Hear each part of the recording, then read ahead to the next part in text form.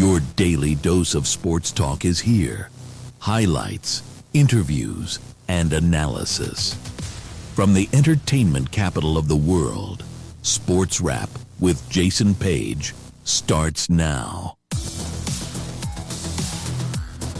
Yes, it does, and great to have you with us on this Monday edition of the show. With so much to do over the next 60 minutes on over 270 affiliates across the United States and Canada, we welcome you. We welcome those of you watching on YouTube on our Sports Wrap with Jason Page YouTube channel, where you get the show commercial-free every afternoon. There is so much to get to over the next 60 minutes. We will be joined by our friend Sam Yarnell. Bill Bender is here from the Sporting News, who talks football for them. Robert Davidman and David McKillips will be here, the CEOs of Topgolf and the World Series of Golf, to preview big satellite events going on in that this weekend. Talk about that, how you can get involved, show you where some of the locations are. If you love golf and you love poker, you've got to check out the World Series of Golf. It is very cool.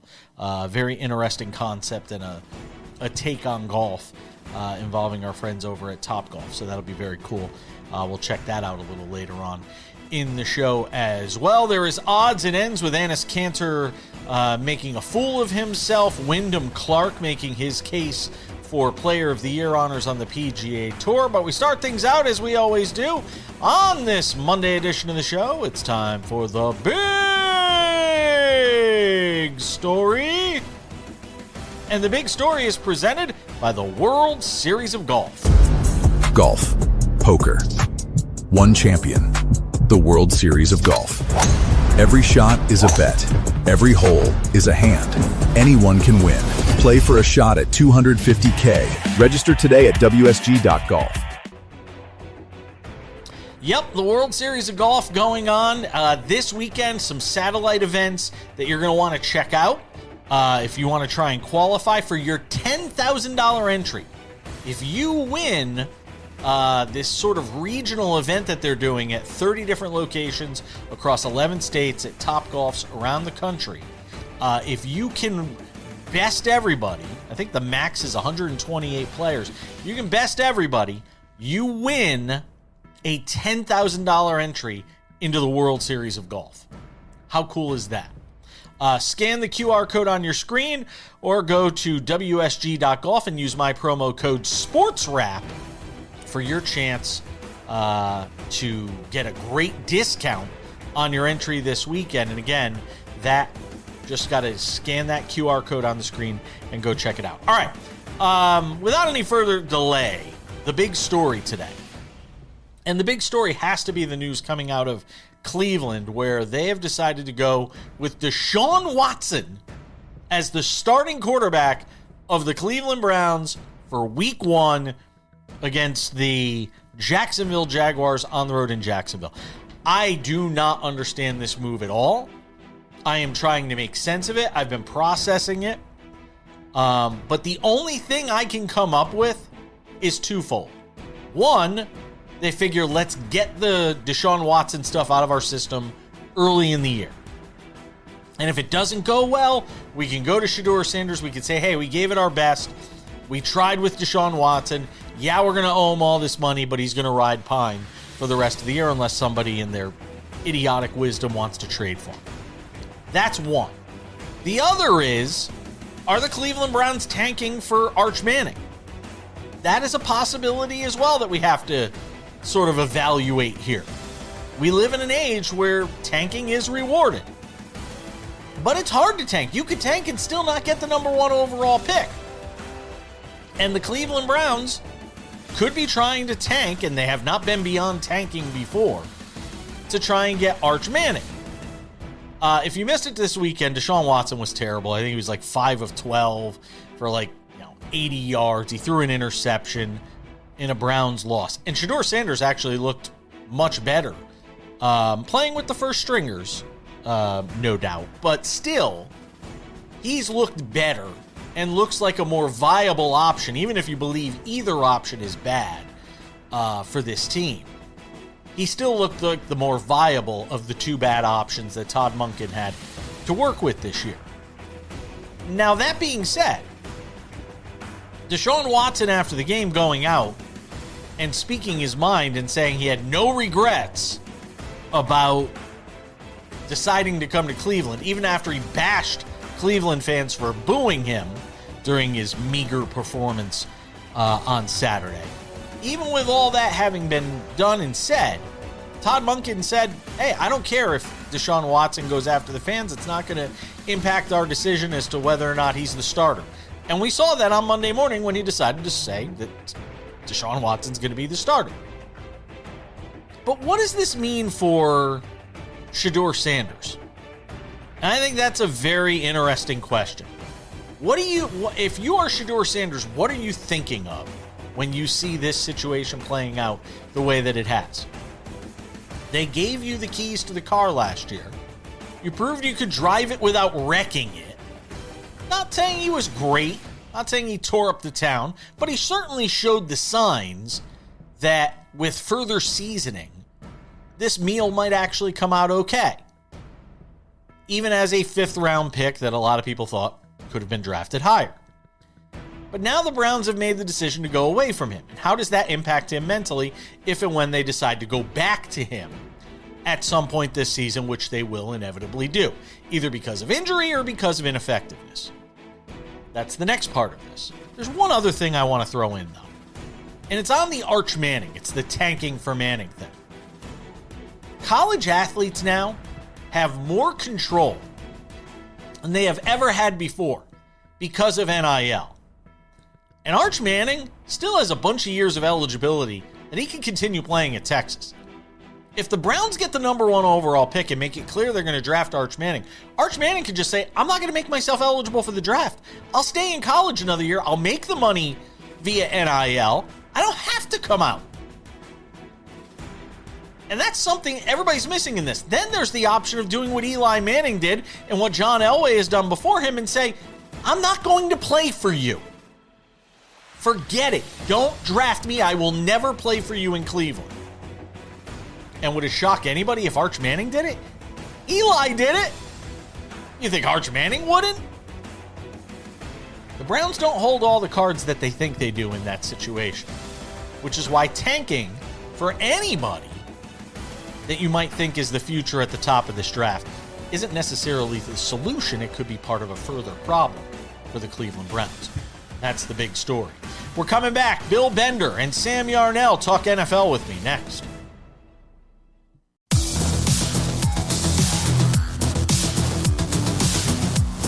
All right, I've had my say in the big story. Sam Yarnell will be here in a couple of minutes. Talk about the Ashton Jeanty news, which is good news for the Raiders.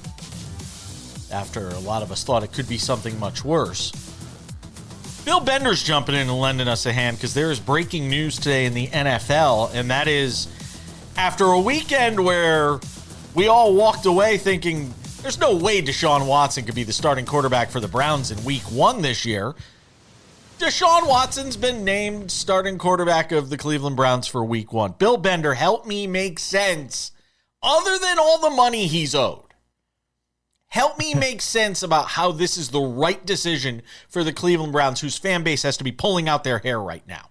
Well, I don't understand. I didn't understand the press conference over the weekend where he went right into the Browns fans, which is the one fan base you don't want to do that with. I mean, there's 31 other ones that you don't want to do it with, but you're talking to the one that hasn't had the quarterback they've wanted since returning to the NFL in 1999 with the brief exception of Baker Mayfield. I honestly thought I was trying to do damage control from that.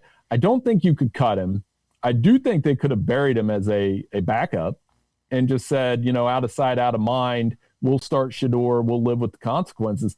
I am a little, on a scale of 1 to 10 surprised, Jason, probably about a 6. I can't understand the logic behind this. Teams, I always say teams don't know they suck early on in the year. And you had an opportunity, if you were the Browns, to try and jump out early on in the year, get some momentum behind Shedeur Sanders. The bigger question I ask of you, Bill Bender, is if you're Shedeur Sanders and you're seeing this, what's going through your mind? You know a little bit more about him, obviously, from his days in the collegiate ranks. You know, he had the reins sort of last year late in the season, certainly showed some signs, but we know he needs to grow a little bit as a quarterback. If you're Shedeur Sanders seeing this, I just wonder what it does to him. Yeah, I think it'll continue to be a story. The good news for Cleveland is their first 2 games are on the road. So, again, you run the risk of week 1, your starter, imagine the first couple 3 and outs, booing him off the field in week 1. So Shedeur, I think he will, if he's learned, and this is a maturity test, and I think he'll pass. I think he'll be, well, I think. Now, I think versus what I know, we'll see. But I think he's kind of the good guy in this situation because they're going to want to see him play eventually and grow as a quarterback. I think Shedeur has taken a lot from the draft process, from a lot of anonymous sources, questioning his football IQ and his ability to, process defenses and those kind of things. And he's done as best he could in Cleveland. So long-term, I don't know what this means for his future, but, up here in Ohio, man, this is Monday morning when you're talking about a Cleveland quarterback mess. We're used to it. Yeah, and like I said, I just wonder, from a mental standpoint. Again, he's built tough. He's Deion's kid. He's obviously got, I think some of the mental mindset to sort of navigate through this. But I'm going to be fascinated to watch that dynamic play out for as long as Watson is the starting quarterback, which we obviously don't think will be all that long given the body of work that we've seen from him. Bill Bender will join us later in the show. We'll get some college football insights with him. Thanks, Bill. Hey, thanks, Jason. Appreciate it. Then there are the Raiders, who had this injury to Ashton Jeanty yesterday, who's expected to be a huge part of their offense and what they do running the football, and all the reporting around it. Ashton Jeanty injured in practice on Sunday, and a lot of people thought it could be a season-ending injury. It could be an ACL. It could be an MCL. It was some sort of knee. And it may not wind up being that was the case. Then you have the reporting on the Ed Oliver story, and you start to look at all this and say, reporting in general around the NFL right now is certainly something that leaves a lot to the imagination, doesn't it? Sam Yarnell is here, our good friend who hangs out with us every day on the show. Sam, let's talk about the Ashton Jeanty situation. Let me get your thoughts on Ashton Jeanty, because the knee-jerk reaction yesterday when he walks off the field, the practice field for the Raiders, with an injury, a leg injury, was, oh my God, he's an ACL and this. Now we find out it's an ankle sprain. And it seems like he's going to be okay. But still, for the Raiders, it had to be one of those moments where you're like, oh no, not again. This is the way our season's going to begin. But it looks like Jeanty's going to be okay, Sam. Yeah, I'm so glad you brought this up because, Jason, it was one of many examples we had over the weekend of awful reporting. Yeah. We have to do something about these NFL reporters. I'm sorry. It's gone way too far because the person who put out, they were all kneeling in a prayer circle and it's almost assuredly an ACL, was a blogger, right? Was a blogger. The same way the person who put out the ludicrous story about Ed Oliver over the weekend is a blogger, right? And this is a weird soapbox that I, as a classically trained journalist, have had to stand on this particular show in the very recent past, but we have to do something about this NFL media. This Tony Farmar clown who's putting out who's a 49ers blogger doing fake investigative reporting about a Western New York football team all the way across the country, right? And I'm sorry to say it draws back to the Kyle Shanahan thing, right? You look at the Ed Oliver situation, and I hope that some people can take some solace in what happened with Kyle Shanahan, right? There is always a reason that journalists don't tell a story right when they can. There is something called journalistic integrity that still needs to exist in the world. And clearly it's fading and fading and fading. And it's not just because of things that are happening in sports, and I understand that. But it continues and continues and continues to fade. The Ashton Jeanty situation was a micro example of it. The Ed Oliver situation was a macro example of it. And it all plays in to everything we've been talking about for a month at this point with with reporting around the NFL. NFL reporters need to grow up. The NFL needs to get stricter about who they let report on their league. And my goodness, we got to stop believing everything we read on the internet. Yeah, the Ed Oliver thing is I was having this conversation with my husband yesterday because I said, because he's also comes from a journalism background and communications, and he went to school for it and all that stuff. And I said, I'm slightly torn on how that whole thing has played out, because there are people that will argue, no, you're a journalist, you're supposed to report it. You know, you're supposed to get out there, and if you have the story, you're supposed to put it out there. But that's not right, though. The media code of ethics, a journalist's code of ethics says you're supposed to report on things in a way that does no harm. That does objective harm. That is unnecessary. Is it in the public interest? That's ultimately the question you have to ask. Is it in the public interest? It's something a lot of people will debate. Sam, always appreciate it. We'll see you tomorrow.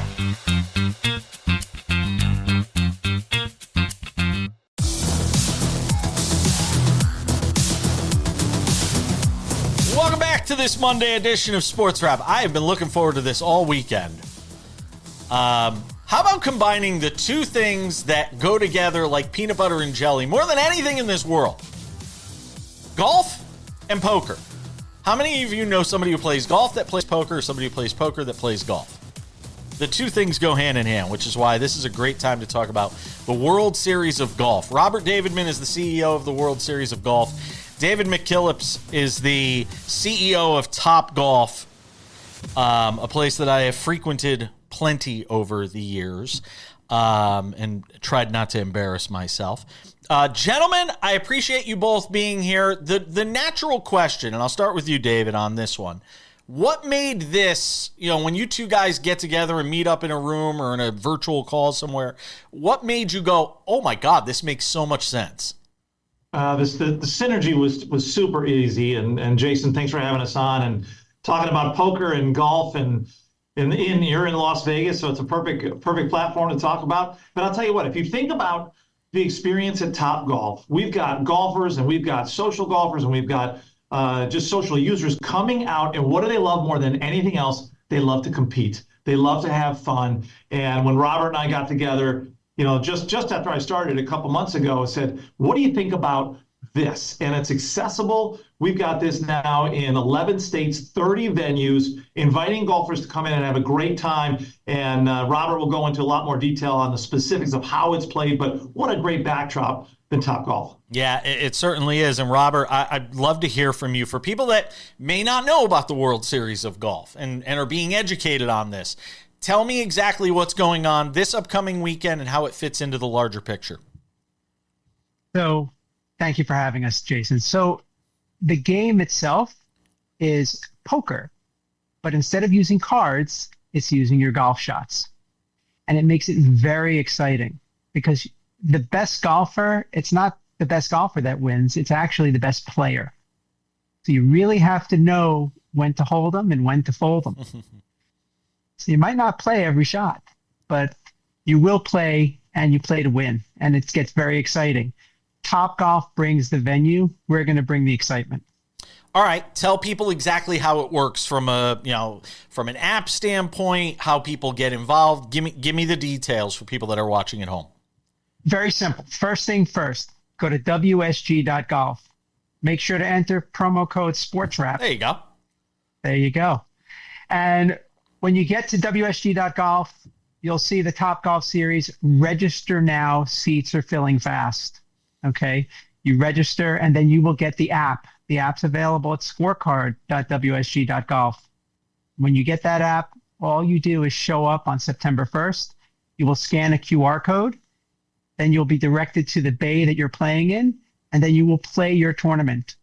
At Topgolf, you're going to be playing a virtual course.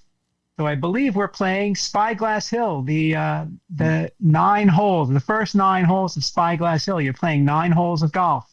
You're going to be given a bankroll of chips.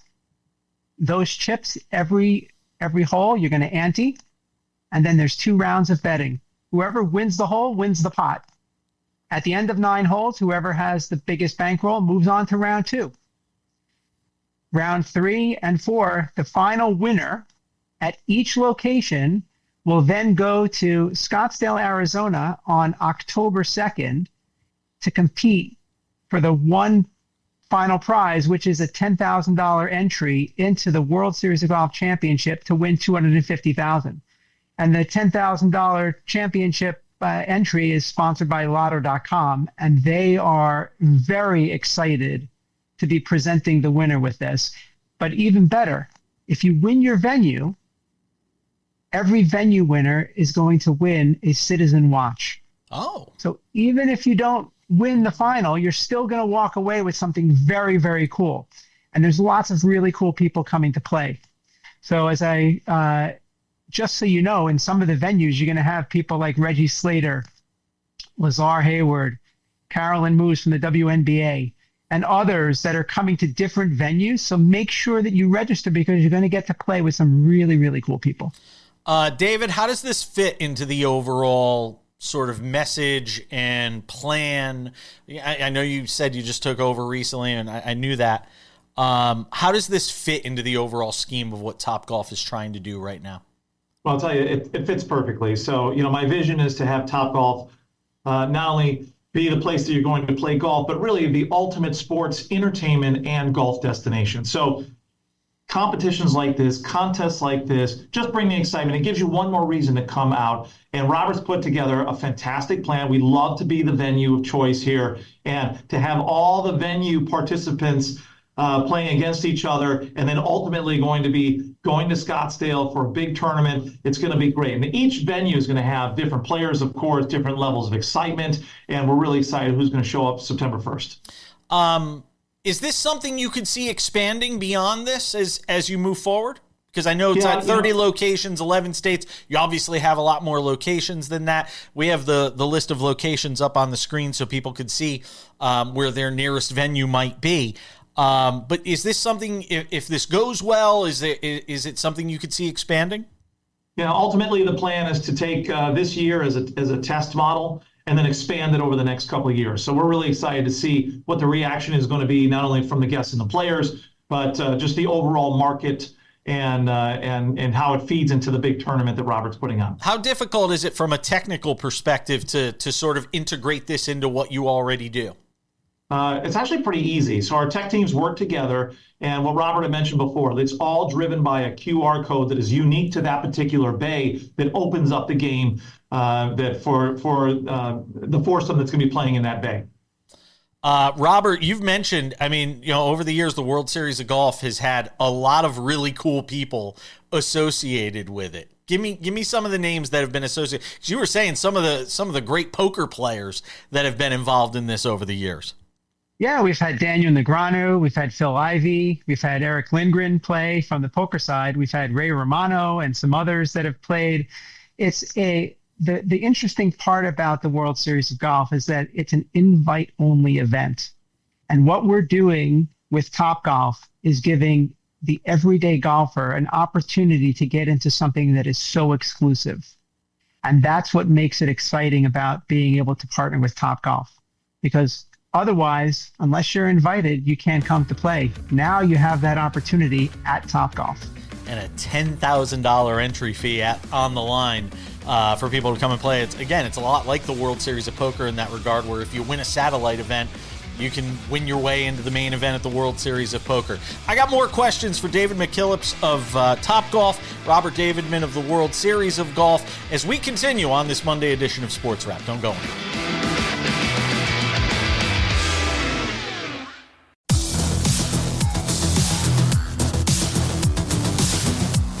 Welcome back to the show.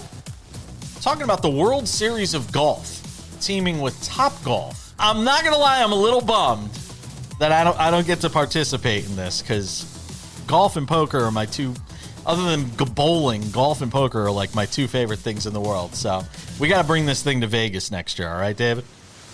We can certainly look to do that. But, look, we're in 11 states, 30 venues. But overall, Topgolf has 103 venues. We just opened up in Madison, Wisconsin. So, this is a test period this year. We'll look to expand next year. Yeah, absolutely. And I'm looking forward to seeing exactly how you do that. David, Golf has spent years trying to become younger, faster, more accessible. I know you're still, getting your arms around this thing at Topgolf. Is something like this evidence that the future of growing golf isn't necessarily changing traditional golf, but creating different ways to experience it? Absolutely. And if you look at who's playing golf, and golf has never been hotter, right? There's 49 million people that are playing golf, of which about 30 million of those are municipal players. And if you keep looking at that, of which about 17 million people are coming to Topgolf, and they love it. So I look at Topgolf as I onboarded on just about 6 months ago. I understand the responsibility of Topgolf and the whole ecosystem of the game. And, we're really the gateway of golf. And we've got partnerships on the youth side with Youth on Course and First Tee. We're looking at inviting ladies out for, a big ladies event, which is the fastest growing segment of golf, as you know. But I think for Topgolf to remain and continue to be super relevant among that avid golfer, we need more competitions, we need more tournaments, and this is something that our guests and our golfers are screaming for. So I'm really excited to be delivering the World Series of Golf. This is just the first of many new opportunities that we're going to bring at Topgolf. Robert, if we're sitting here 3 years from now, say, and this partnership has been wildly successful, what does it look like for you? So I think what it looks like in 3 years is, a much broader field and an opportunity to do even more events, such as the championship, leading up to the championship on green grass, but giving Topgolf players an ability to enter into those tournaments and to win their way. Just like in the World Series of Poker, you play in a satellite, Topgolf has the venues. And it also gives people the opportunity to go out to Topgolf on a regular basis and play the game.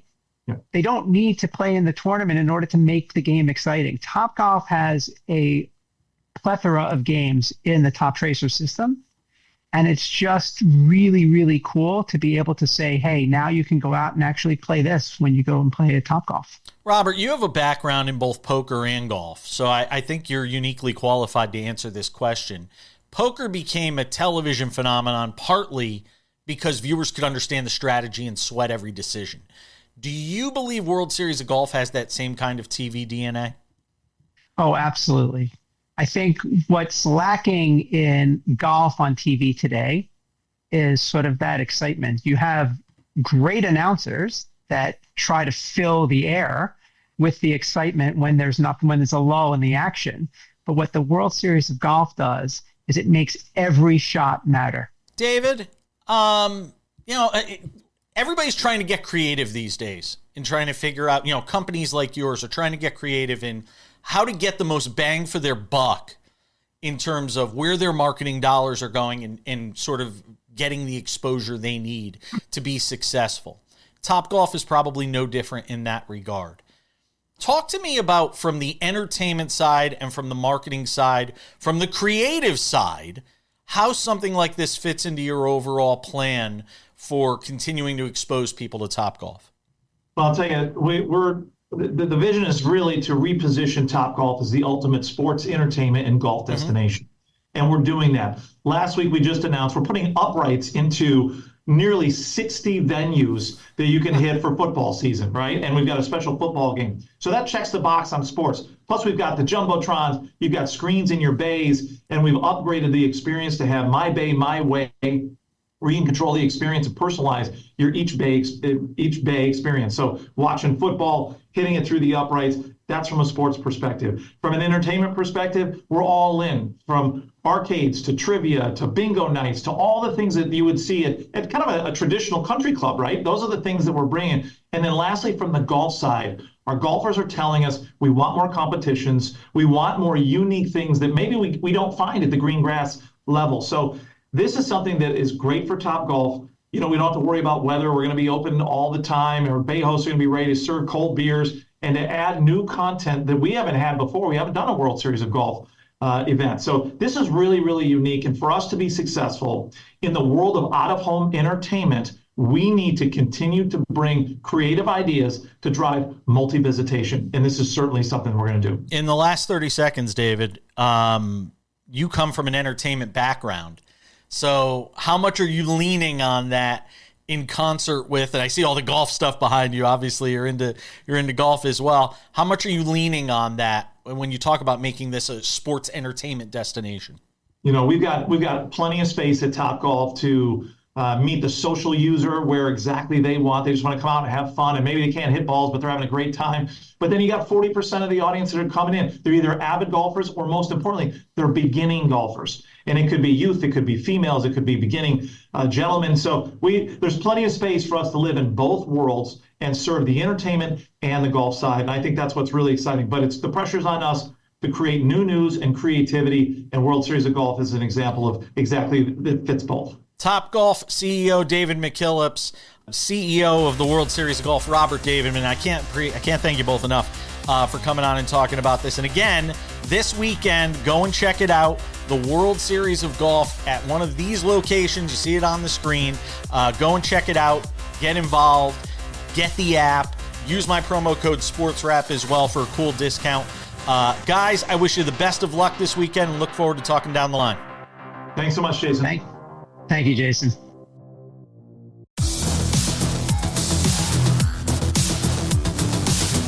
We'll wrap it up with some odds and ends 10 minutes from now. Let's talk some college football. We'll be doing it every Monday here on the show with this guy, Bill Bender. This guy. Look at this guy. I said he looked like he had to go to court today. No, he said he just had a bigger TV appearance than mine that required him to get dressed. It's big boy TV. We're not going to say where, but he had big boy TV today. And the reason I'm not saying where you were on is because that's the one, literally, that is the one and only national news network that has not invited me on. Oh. I have been on CNN, Fox News, MS Now. What's the other one that's the crazy right-leaning one? I can't remember the name of it, but I've been on OAN. I've been at Newsmax. I've done all of them. The only one is the one that invited you on today. So that's why they're not inviting me on, because you're on with them. They don't need me. So Bill Bender, I'm holding it against you. Well, there's still time for me to get to a court hearing, but I'm going to try to, not get a speeding ticket today or anything like that. Please, but speaking of court, yes, I do write about college football, so maybe I should get to the court hearing. Maybe you should. This story involving Daquan Wright is just insane.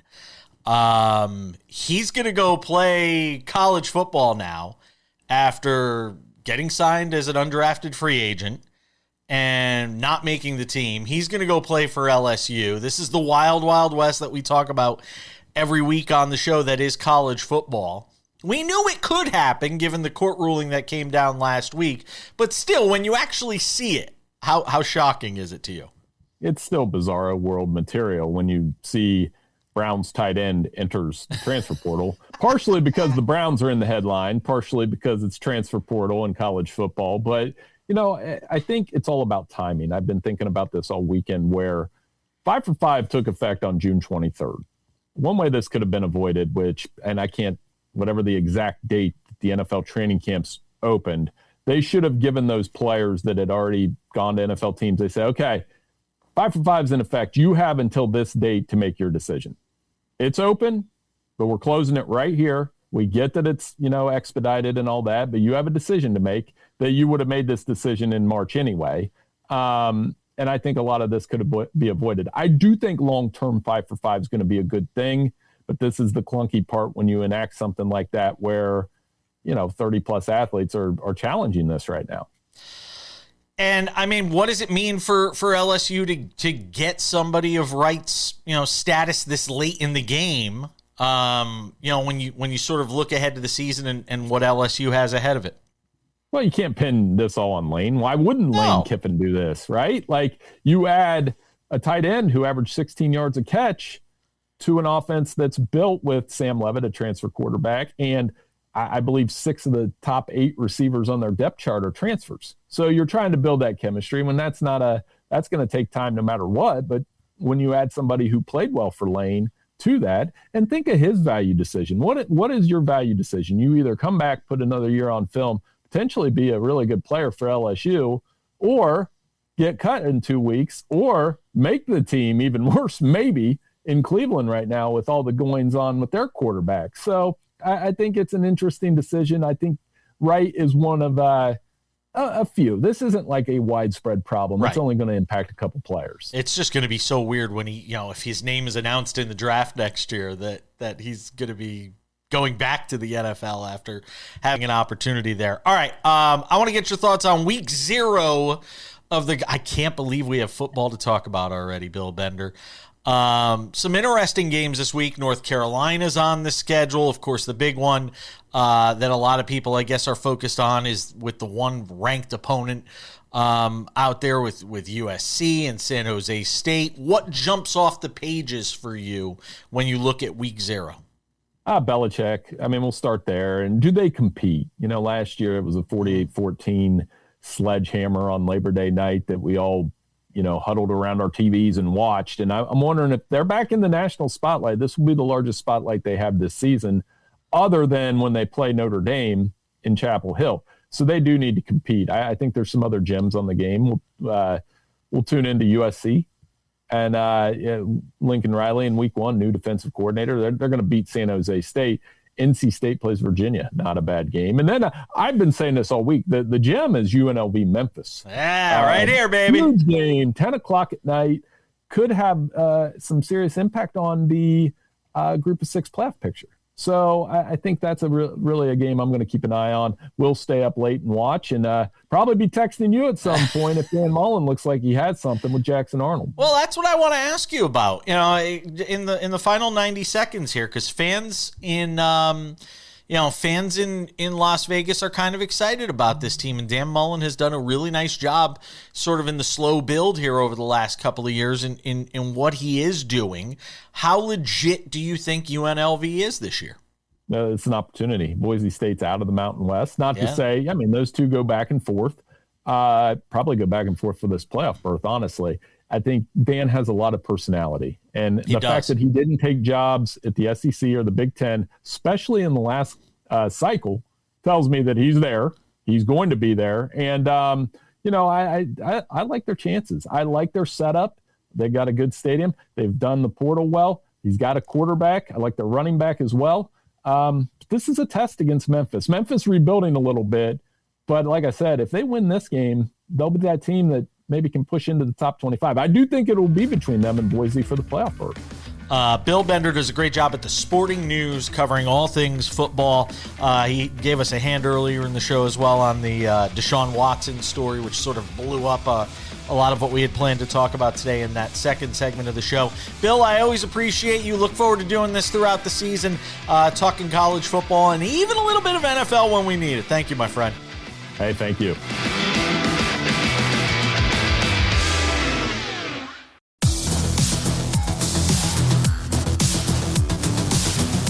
Welcome back to the show. Just about time to put the wraps on this baby for a Monday.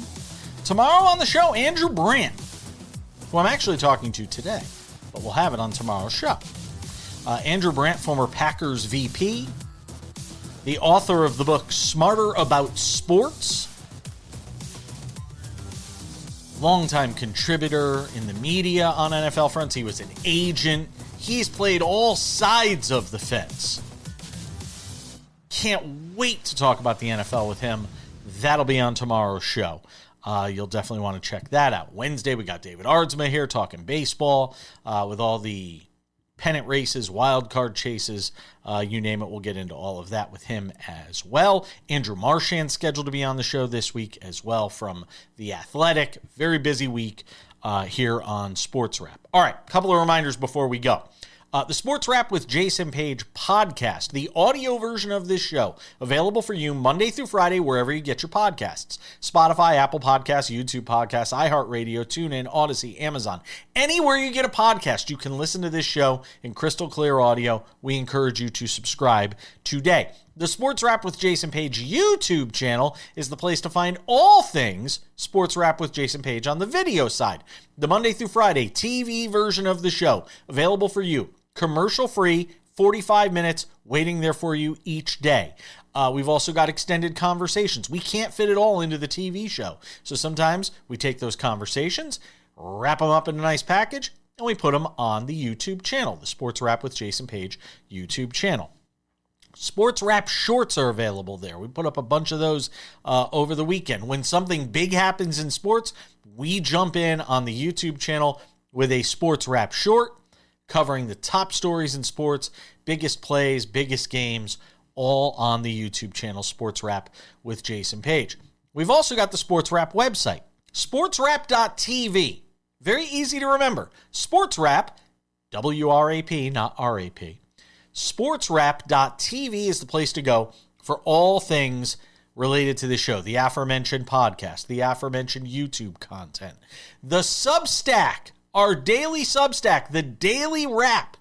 This is made for people who just love reading about sports. We send out the newsletter every afternoon covering the top stories of the day. Sometimes we throw some columns up there as well. The Sports Wrap website, sportswrap.tv. You could send us your comments there as well. Love, hate, we take it all. You hate watching, you love watching. Send it to us via the website, sportswrap.tv. And without any further delay on this Monday edition of the show, it's time for some odds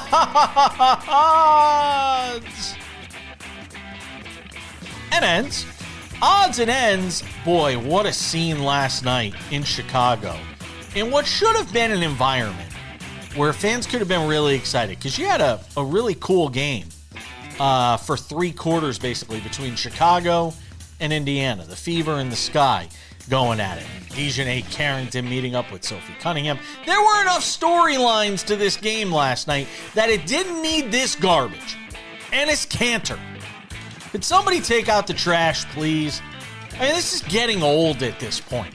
This whole thing with Enes Kanter. Now, that being said, and we can sit here and go after Enes Kanter on a million different levels for the way he's simply trolling and disrespecting. People will say, oh no, he's standing up for women's sports. No, he's disrespecting it when he talks about going to play in the WNBA, when he knows damn well he has no right being there. And as much as we can sit here and criticize him, and again, I think it's time to take out the trash. The WNBA should come out first thing on Monday and say he's banned for life from ever attending another WNBA game. Kathy Engelbert, stand up for your league. Do something. You cannot have this sort of exhibition, if you will, at your games on a Sunday night on NBC. You can't have it. Now, with that having been said, Kathy Engelbert and the WNBA could have nipped this in the bud 2 weeks ago when they got everybody into a room together and said, all right, let's talk about the aspect of transgender females potentially being allowed to play in the WNBA, because there is no policy on it. All it says is you have to be a woman. Doesn't talk about identity. Doesn't talk about transitioning. There's no specifics at all. No meat on the bone. In a day and age where you clearly need to have meat on the bone. Otherwise, somebody like Enes Kanter or Royce White is going to take advantage of it. And Kathy Engelbert, so far, hasn't done anything about it. And the longer this lingers, the more that opportunists like Enes Kanter, who are otherwise irrelevant in the overall scheme of the sports world, are going to continue to take advantage of it. And it's going to continue to divide the sports world. And it's just a bad look for your league, Kathy Engelbert, plain and simple. Odds and ends, and what a wild weekend for Wyndham Clark, who looked basically dead to the world on Sunday, about midway through his final round, when Rory McIlroy, who I believe was 5 shots down going into that final round, had caught him. The two of them were 14 under going into the 16th hole, and then Rory bogeys. Wyndham Clark birdies that 16th hole, then goes on to birdie 17 and 18. He actually wins running away at the BMW Championship in St. Louis. Now has 3 wins on the season. And you have to wonder, could Wyndham Clark be staring at Player of the Year honors for the PGA Tour? With 3 wins? I wouldn't put it past him. Tour Championship next week in Atlanta. He'll be one of the 30 competing there. That does it for us. Thanks to Bill Bender Thank you to David McKillips and Robert Davidman, Sam Yarnell as well. We'll see you all tomorrow.